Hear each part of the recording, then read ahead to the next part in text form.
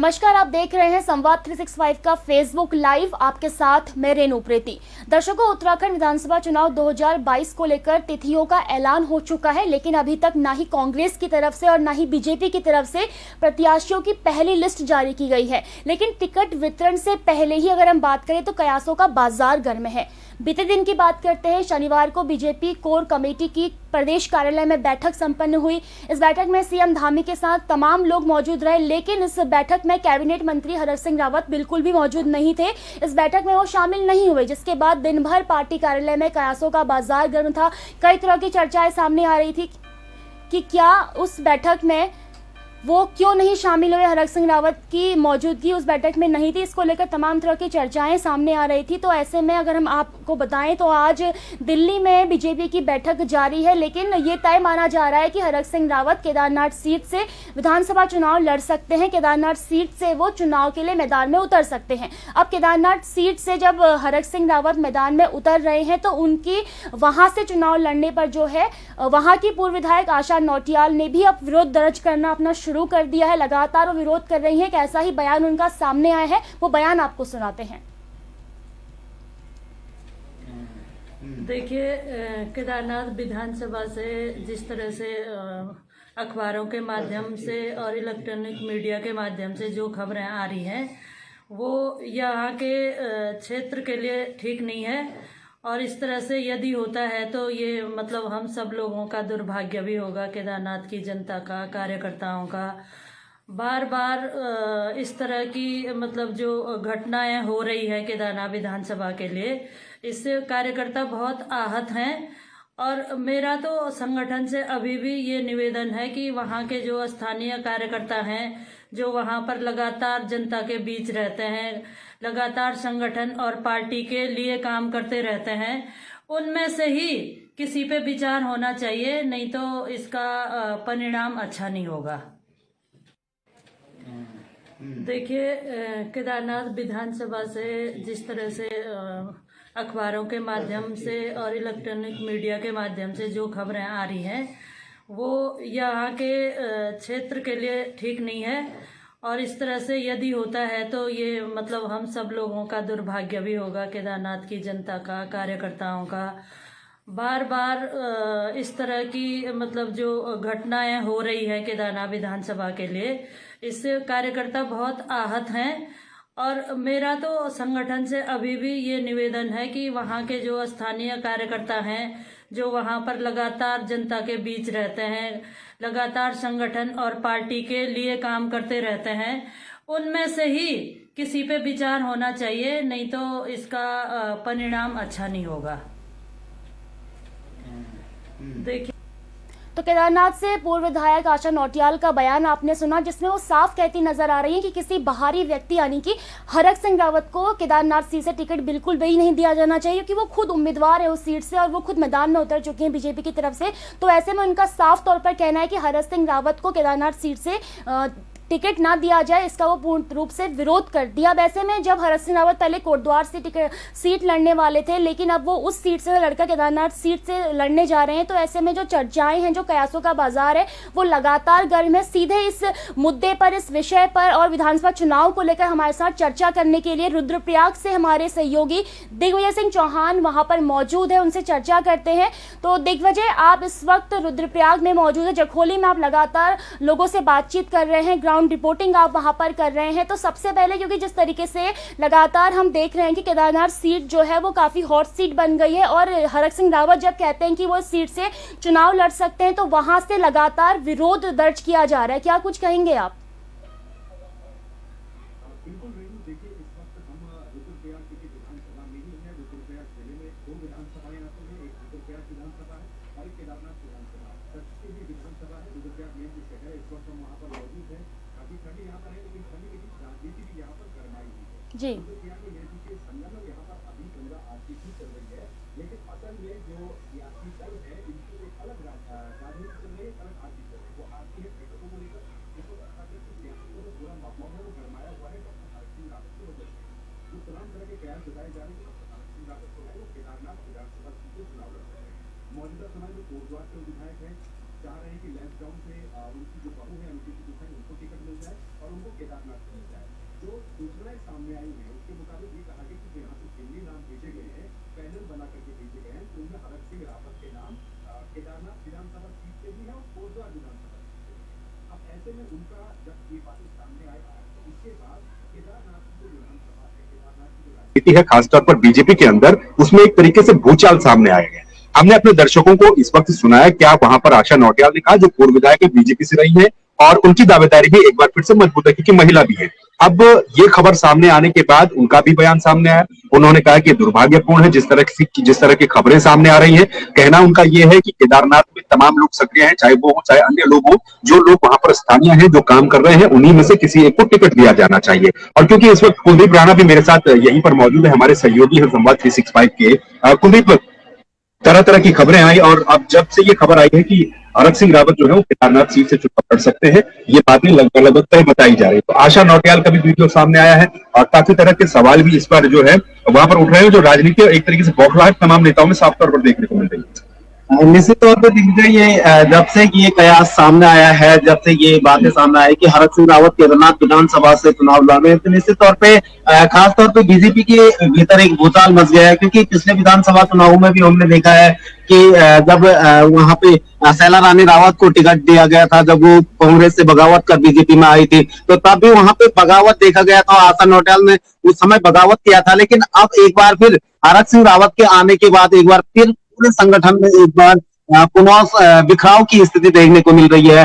और खास तौर पे क्योंकि वहां पे आशा नौटियाल ने भी एक अपना बयान जारी किया है, इसको कहा है कि जो जमीनी कार्यकर्ता हैं उनको टिकट दिया जाना चाहिए, पार्टी को उन पर विचार किया जाना चाहिए। लेकिन पार्टी जिस तरह से हरक सिंह रावत को वहां उतारने की सोच रही है, तो ये कहीं ना कहीं पार्टी के भीतर एक बिखराव की स्थिति पैदा करेगी। बिल्कुल। और रेणु, मैं आपको ये भी बता दूं कि जो टिकट को लेकर के आपने सवाल पूछा था कि दोनों ही पार्टी, चाहे बीजेपी हो कांग्रेस हो, दोनों ही तरफ से अभी कोई सुगबुगाहट भी नहीं है कि टिकट कब तक बांटे जाएंगे, प्रत्याशियों के नाम की पहली सूची कब तक जारी होगी। और कांग्रेस की कल सीईसी की बैठक दिल्ली में संपन्न होनी थी, उसके बाद कयास लगाए जाते कल कांग्रेस की पहली लिस्ट आ जाए, लेकिन उनकी भी लिस्ट नहीं आई है। ये भी एक तरीके से ये भी संकेत मिल रहे हैं कि कांग्रेस भी कहीं ना कहीं वेट एंड वॉच वाली सिचुएशन में है। वो देखना चाह रहे हैं कि बीजेपी के अंदर क्या भगदड़ मच सकती है, क्या वहां से कोई किसी के आने की संभावना है।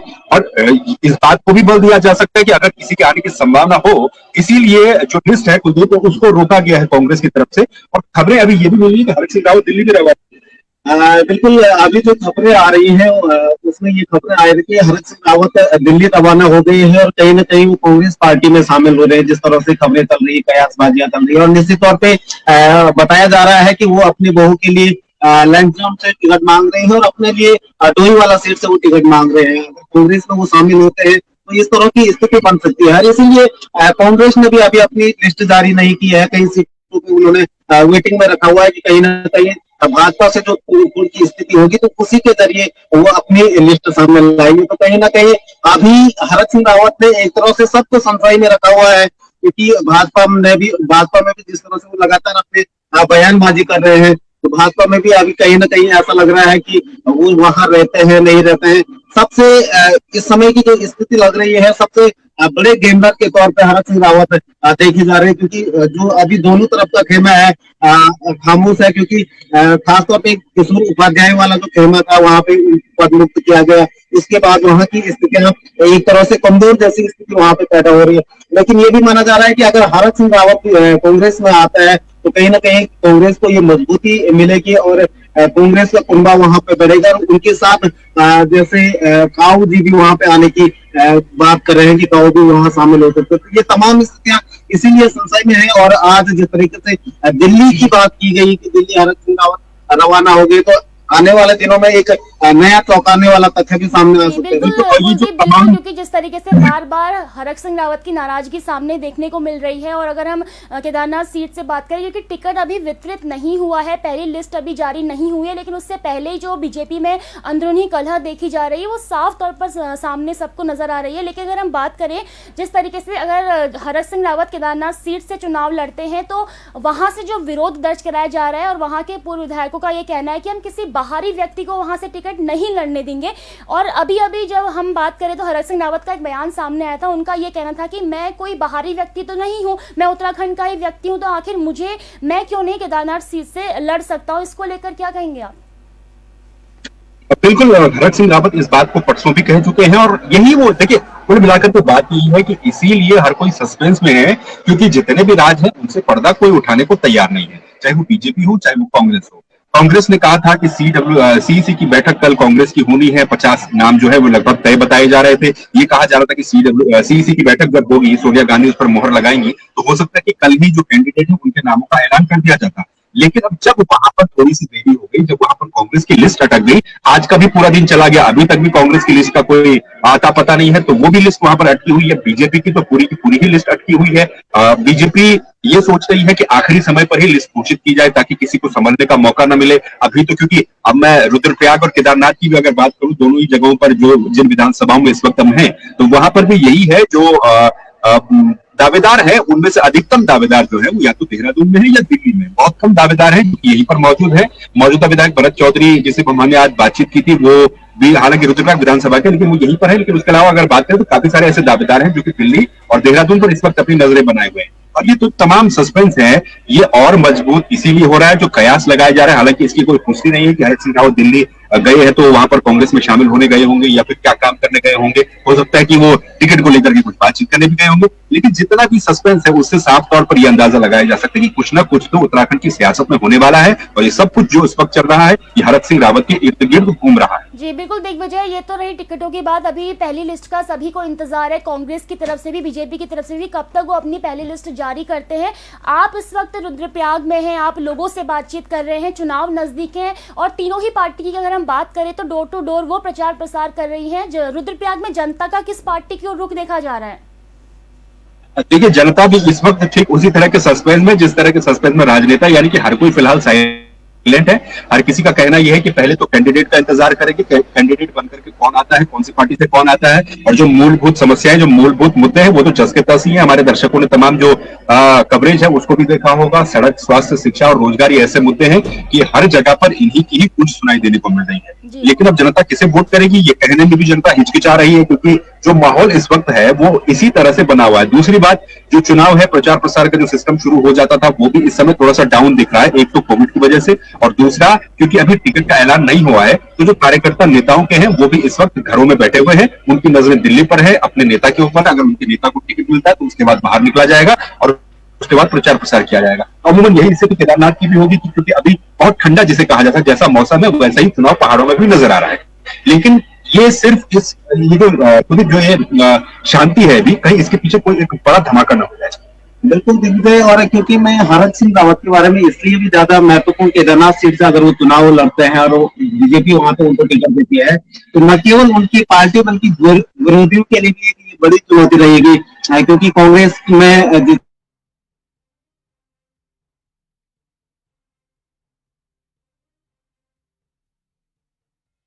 कनेक्शन की वजह से काम न करने का आरोप लगाया जा रहा है। जिस तरह से निर्दलीय प्रत्याशी कुलदीप रावत ने वहां पे बढ़ चढ़ के भूमिका निभाई, राशन लोगों को बांटी, और उसके अलावा जो 2000 से ज्यादा गरीब कन्याओं की शादी करने की उन्होंने बात कही है। इस तरह की चर्चा पूरे विधानसभा में है। ऐसे में कांग्रेस को जो प्रत्याशी है वो कहीं ना कहीं डाउन नजर आ रहे हैं। लेकिन अगर हरक सिंह रावत को वहां पे टिकट दिया जाता है तो ये उनके लिए भी बहुत बड़ी चुनौती रहेगी। और जिस तरह से हरक सिंह रावत का इतिहास रहा है कि वो अभी तक जिस भी विधानसभा से चुनाव लड़ते हैं उनका ये रिकॉर्ड रहा है कि वो वहां से हारते नहीं है, अच्छे खासे बहुमत से जीतते हैं। तो कहीं ना कहीं विरोधी पार्टियों के लिए भी ये बहुत बड़ी चुनौती रहेगी। और उसके अलावा जो मुद्दों की अगर बात की जाए तो हरक सिंह रावत क्योंकि रुद्रप्रयाग विधानसभा में 2012 से वो यहाँ पे विधायक रहे हैं, 2012 में, तो यहाँ पे उन्होंने बड़ी बड़ी चीजें की है। हालांकि उनको और आगे वो टाइम मिलता तो हो सकता था उन चीजों को आगे बढ़ाते थे। सैनिक स्कूल वो यहाँ पे लाए थे, कृषि महाविद्यालय यहाँ पे लाए थे, और उसके अलावा कहीं व्यावसायिक शिक्षा के केंद्र उन्होंने यहाँ स्थापित किए हैं। लेकिन उसके बाद की सरकारों ने उनको आगे नहीं बढ़ाया। तो आज भी हरक सिंह रावत वही बोलते हैं कि अगर मैं वहां पे 5 साल और रहता तो उन जो मेरे कार्य थे उनको आगे बढ़ाता। लेकिन उसके बाद किसी के अंदर इतनी मजबूत इच्छा शक्ति नहीं थी कि उन्होंने इस कार्य को आगे बढ़ाने की सोची। तो कहीं ना कहीं केदारनाथ में भी ये जरूर रहेगा लोगों के बीच कि हरक सिंह बड़े कार्यों को करने में सक्षम है। और कुल मिलाकर के चुनौती रहेगी रेनू, न सिर्फ कांग्रेस को रहेगी वहां पर अगर हरक सिंह रावत आते हैं तो बीजेपी के अंदर और बीजेपी के जो बाकी नेता हैं उनको भी बहुत बड़ी चुनौती होगी। ये भी देखना होगा उसके बाद क्या करते हैं वो, चाहे वो आशा नौटियाल हो, चाहे वो जो भी वहां पर बीजेपी के दूसरे नेता जो दावेदारी कर रहे हैं, चाहे वो। जी बिल्कुल दिग्विजय, लेकिन जिस तरीके से बार बार हरक सिंह रावत की नाराजगी सामने आती है और बीजेपी में बड़े कलह का ये विषय भी माना जाता है, क्योंकि कल अगर हम बात करें कोर कमेटी की बैठक हुई, उसमें वो शामिल नहीं हुए और उनका ये कहना था कि वो दिल्ली रवाना हो गए हैं इसलिए शामिल नहीं हुए थे। लेकिन चर्चाओं का जो बाजार गर्म है, चर्चा यही है कि उनकी बहू अनुकृति गुसाई को टिकट न मिलने की वजह से वो नाराज हैं और ये माना जा रहा है कि अगर उनकी बहू को टिकट नहीं मिलता तो कांग्रेस में शामिल हो सकती हैं। देखिए, लैंसडाउन सीट की भी यही स्थिति है, जैसा कि हम लगातार पिछले 3-4 दिनों से कह भी रहे हैं। महंत दिलीप रावत वहां पर विधायक हैं, चाहते हैं हरक सिंह रावत की अनुकृति गुसाई को वहां पर टिकट मिले, लेकिन दिलीप रावत के जो तेवर है वो भी हम सभी ने देखे, उनके बयान भी हम सभी ने देखे, तो वहां पर भी उनके लिए चुनौती है। अगर वहां से दिलीप रावत का टिकट कटता है तो किस बेस पे कटेगा, क्योंकि वो मौजूदा विधायक है। उनका आरोप है कि अनुकृति तो पार्टी के सदस्य भी अभी नहीं है, युवा है, हरक सिंह रावत की बहू है और मॉडलिंग में उनका करियर रहा है, तो क्या इस बेस पर उन्हें टिकट दिया जाएगा? ये तमाम तरह की बातें वो कहते हैं। हरक सिंह रावत चाहते तो है कि टिकट मिले, लेकिन अगर वहां पर कुछ टिकट कटने जैसी स्थिति है, क्योंकि ऐसा कुछ जरूर हुआ होगा, इसलिए हरक सिंह रावत दिल्ली गए हैं और ये सब बातें तभी क्लियर हो पाएंगी, क्योंकि उनसे जब पूछा गया तो उनका भी यही कहना था कि कुछ ही दिनों का समय बचा है। 28 तारीख आखिरी दिन है जब नॉमिनेशन वापस होंगे और 21 तारीख से नॉमिनेशन शुरू है, तो इस बीच में जो भी होगा सब क्लियर हो जाएगा, सब जनता के सामने आ जाएगा। लेकिन कहीं ऐसा ना हो कि जो कुछ चीजें जनता के सामने आए वो इस प्रदेश की सियासत को, जो कि अभी ठंडी पड़ी हुई है, इसको और गर्म कर दे।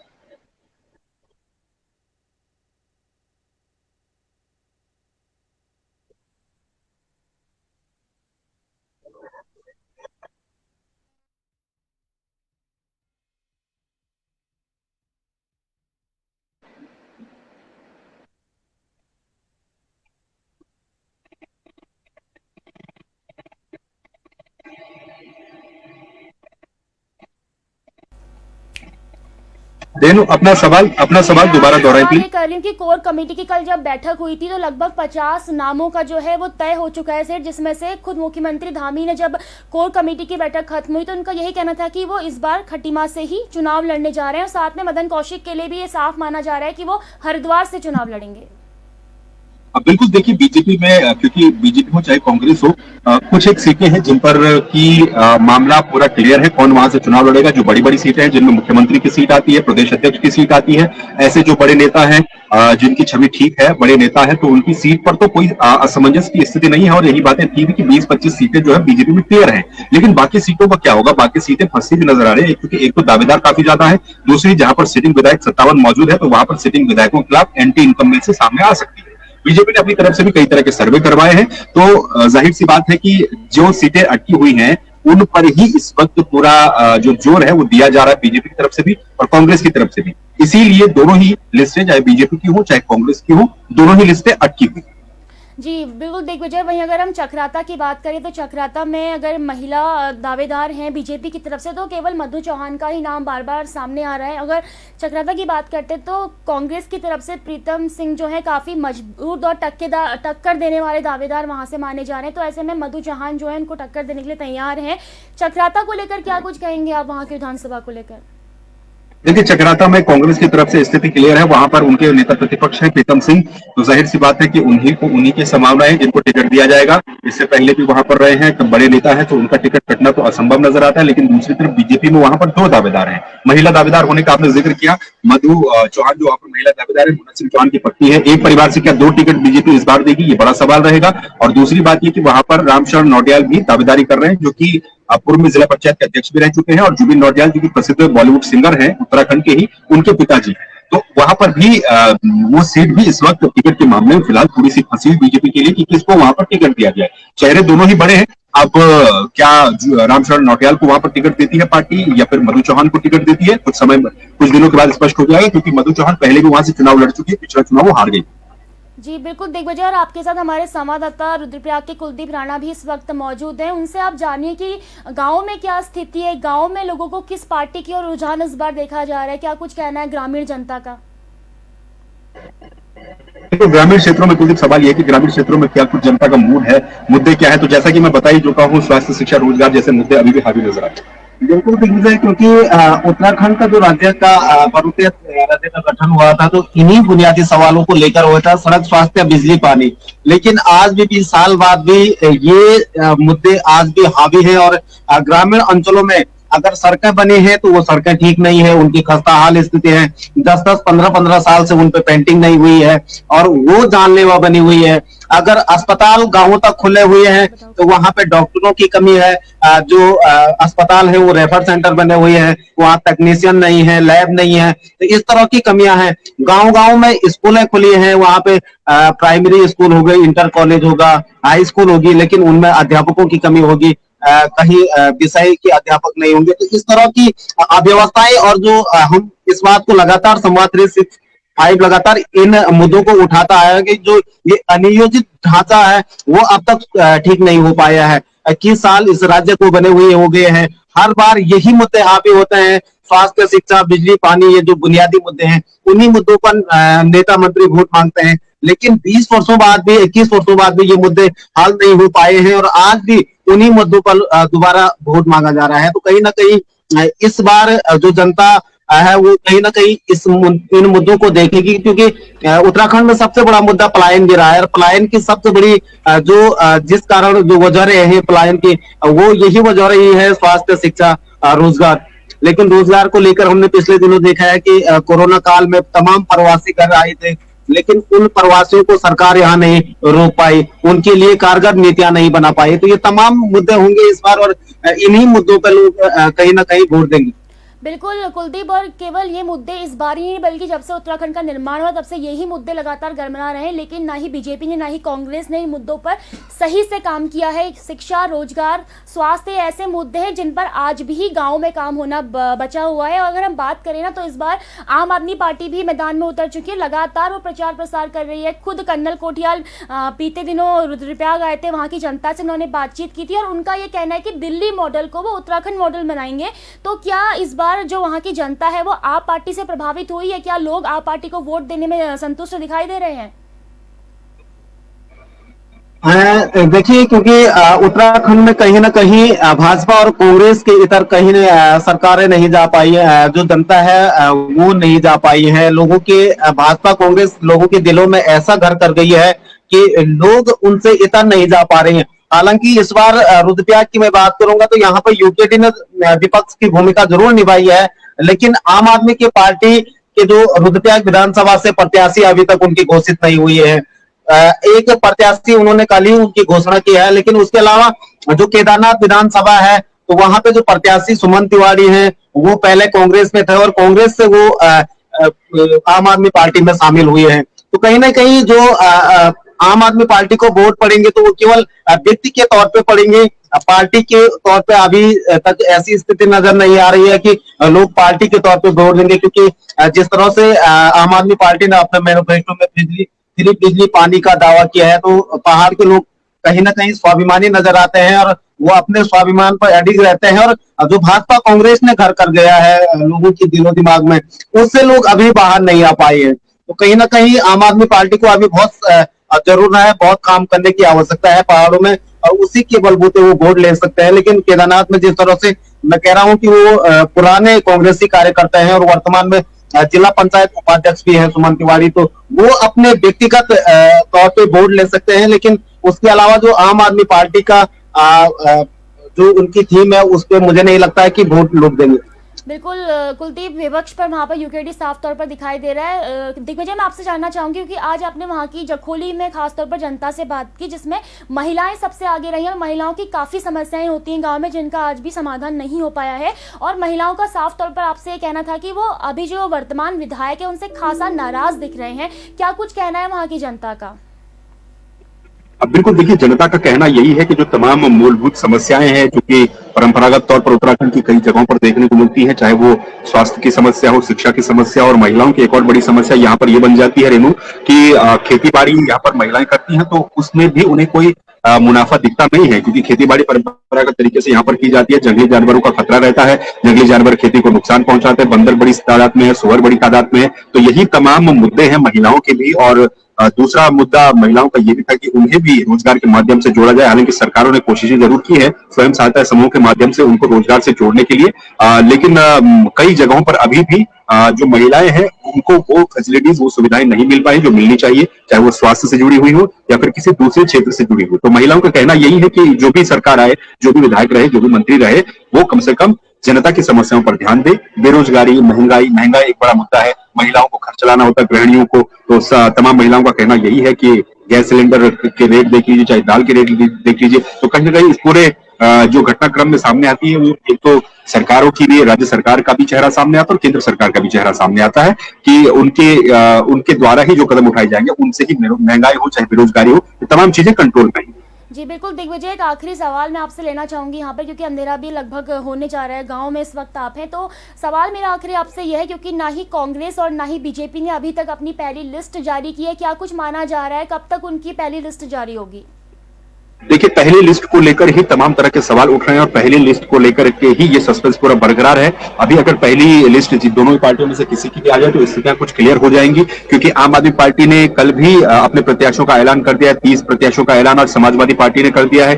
तो यहां से जो आम आदमी पार्टी में जाने के दरवाजे वो धीरे धीरे कैंडिडेट्स के बंद होते जाने के, काफी सारे कैंडिडेटों को लेकर ये कहा जा रहा था कि अगर इन्हें बीजेपी या कांग्रेस में टिकट नहीं मिलता है तो आम आदमी पार्टी की ओर रुख हो सकता है। लेकिन अब आम आदमी पार्टी लगातार अपने प्रत्याशियों का नाम जो है वो घोषित करती जा रही है और अब बीजेपी और कांग्रेस, मुझे लगता है कि एक दूसरे के ऊपर डिपेंड हो रहे हैं। बीजेपी, कांग्रेस चाहती है कि पहले बीजेपी जो है उनका क्लियर हो जाए, वहां किसको टिकट मिल रहा है, किसको नहीं मिल रहा है, जिनको नहीं मिल रहा है तो उनको टारगेट करने की कोशिश की जाए, तो ये चीजें ज्यादा नजर आती है।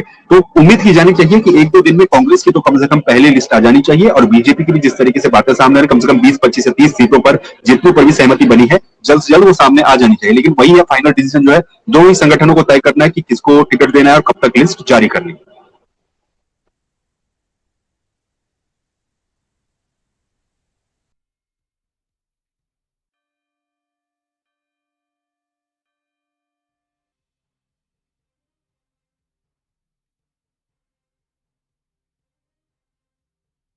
इसके लिए आप देखिए हमारी ये खास रिपोर्ट।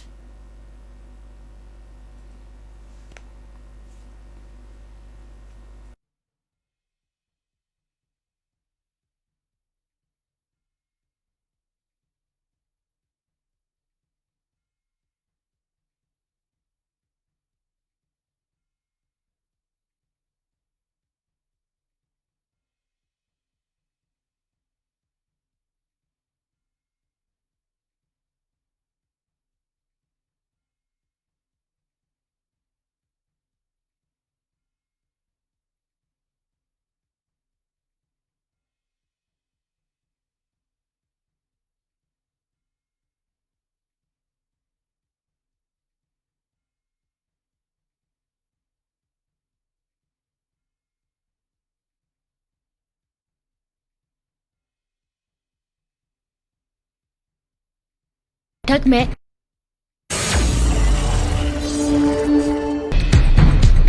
उत्तराखंड में कांग्रेस और बीजेपी के टिकट वितरण से पहले ही कयासों का बाजार गर्म है। दैनिक जागरण में छपी खबर के अनुसार बीजेपी की बात 25 सीटों पर फंसी हुई है और 28 सीटों पर पार्टी ने टिकटों पर स्थिति साफ कर दी है। शनिवार को कोर कमेटी की बैठक के बाद जिन नामों पर पार्टी में सहमति बनी, उन्हें आज पार्टी केंद्रीय नेतृत्व के पास भेजा गया। अब केंद्रीय नेतृत्व को ही आखिरी फैसला करना है।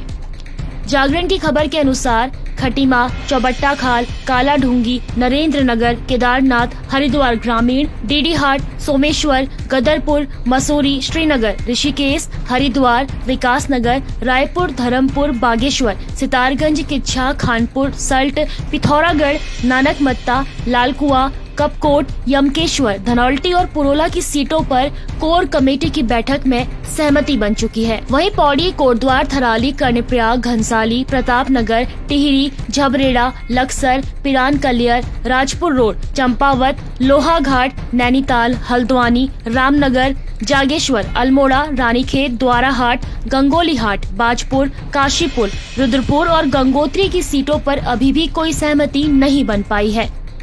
शनिवार को बीजेपी प्रदेश कोर कमेटी की बैठक हुई, जिसमें बीजेपी चुनाव प्रभारी प्रहलाद जोशी, सीएम धामी, प्रदेश अध्यक्ष मदन कौशिक, पूर्व सीएम त्रिवेंद्र सिंह रावत, सांसद अजय भट्ट समेत कई कैबिनेट मंत्री भी मौजूद रहे।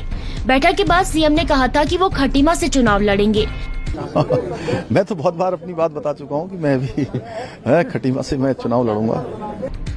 वहीं आज दिल्ली में आयोजित होने वाली कोर कमेटी की बैठक में प्रत्याशियों के नामों पर अंतिम फैसला लिया जा सकता है। वहीं बात कांग्रेस की करें तो दिल्ली में पार्टी की केंद्रीय चुनाव समिति की बैठक में 70 में से 50 सीटों पर सहमति बनने की खबरें हैं। हालांकि सूत्रों की माने तो टिकट को लेकर अभी और भी देर लग सकती है। सूत्रों के मुताबिक प्रदेश कांग्रेस की स्क्रीनिंग कमेटी अभी भी 20 से 28 सीटों पर फंसी हुई है। कांग्रेस जिन सीटों पर फंसी है उनमें सहसपुर, देहरादून कैंट, रायपुर, डोईवाला, मसूरी, ऋषिकेश, टिहरी, धनौल्टी, घनसाली, पुरोला, यमुनोत्री, हरिद्वार ग्रामीण, भेल, रानीपुर, किच्छा, लैंसडाउन और रुद्रप्रयाग, रुड़की, खानपुर और कर्णप्रयाग की सीटें शामिल हैं। बहरहाल कांग्रेस और बीजेपी में बगावत के रंग टिकट बंटवारे से पहले ही दिखने लगे हैं। ऐसे में दोनों की दल टिकट वितरण में कोई जल्दबाजी नहीं करना चाह रही है।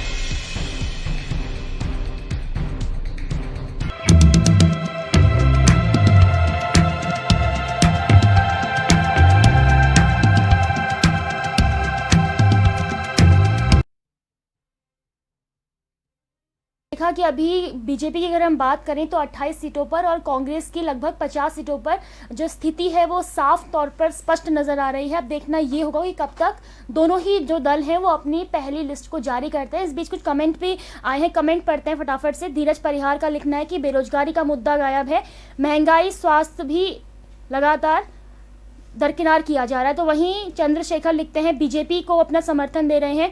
मुकेश कांडपाल लिखते हैं हरक को अगर केदार दिया तो समझो बेड़ा गर्क हो जाएगा भाजपा का, क्योंकि इससे पहले कांग्रेस थी और इस बार कोई नया चेहरा होगा और भाजपा नहीं। तो ये अपना कमेंट इस तरीके से लिख रहे हैं। तो वहीं आशीष नोटियाल लिखते हैं जय भाजपा तय भाजपा, और रामेश्वर लिख रहे हैं जय भाजपा तय भाजपा। तो यहाँ पर बीजेपी कांग्रेस दोनों को मिलता जुलता समर्थन मिल रहा है। अब देखना यही होगा क्योंकि लगातार पूरे प्रदेश में सबकी निगाहें जो टिकी हैं वो टिकी है पहली लिस्ट कांग्रेस और बीजेपी की। दोनों ही दल किसे हर विधानसभा सीट, क्योंकि 70 विधानसभा सीट है, किसे प्रत्याशी के तौर पर मैदान में उतार रहे हैं। सबकी नजरें स्कोर है, देखना होगा कब तक ये लिस्ट जारी होती है। फिलहाल के लिए इतना ही। और दिग्विजय चौहान का और कुलदीप राणा का भी धन्यवाद करना चाहेंगे क्योंकि इस वक्त वो रुद्रप्रयाग पर मौजूद है, वहां से उन्होंने तमाम जानकारी हम तक साझा की। ऐसे ही बाकी रिपोर्ट देखने के लिए भी संवाद 365 से जुड़ते रहिए। अगर यूट्यूब के माध्यम से देखते हैं तो सब्सक्राइब करना ना भूलिए। पेज को देख रहे हैं तो लाइक कीजिए और इसे शेयर भी जरूर कीजिए। धन्यवाद।